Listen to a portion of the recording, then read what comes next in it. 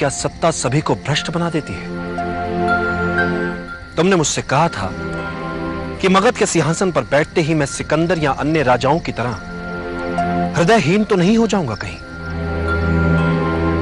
तो आज मैं कह सकता हूं चंद्रगुप्त, नियति ने तुम्हारा भविष्य अन्य राजाओं से भिन्न लिखा है, और यह बात पूरी यात्रा में सिद्ध भी हो चुकी है, और कारण उद्यम में ही छिपा है।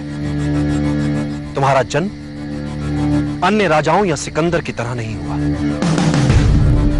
जिन्हें बचपन से ही मात्र सुविधाएं मिली हों, जिन्हें हर पल विजय युद्धों और बड़े बड़े सम्राटों की कहानियां सुनने को मिली।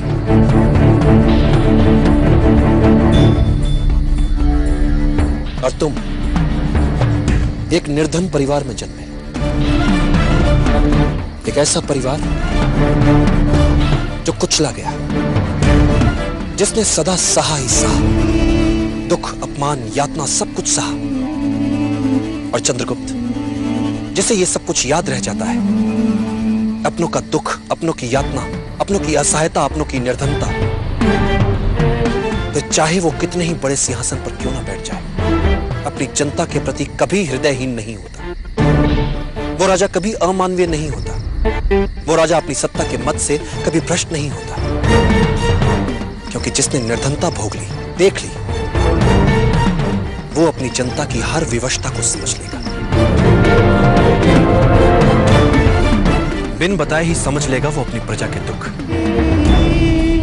इसीलिए सत्ता भी उसे भ्रष्ट नहीं बना सकती। फिर वो अपनी निजी महत्वाकांक्षाओं को पूरा करने के लिए नहीं जिएगा, वरन अपनी सत्ता और शक्ति का उपयोग अपने जैसे गरीबों के जीवन बदलने के लिए करता है। साधारण जन के लिए असाधारण दुनिया का निर्माण करने के सपने देखता है, क्योंकि उसके मन में गरीबों के लिए दर्द होता है। फिर कोई भी शक्ति उसे भ्रष्ट कैसे बना सकती है? इसीलिए तुम अपना अंतिम पण तक दूसरों को देने के लिए सहजता से तैयार हो जाते हो। अपनी मां की अंतिम निशानी तक उन्हें बचाने के लिए दांव पर लगा देते हो, जिन्हें तुम ठीक से जानते तक नहीं। बस उनके दर्द को जाना तो सब कुछ लुटा दिया, उनके लिए कोड़े भी खा लिए।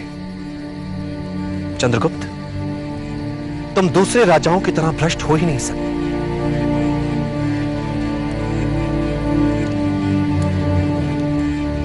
कभी नहीं।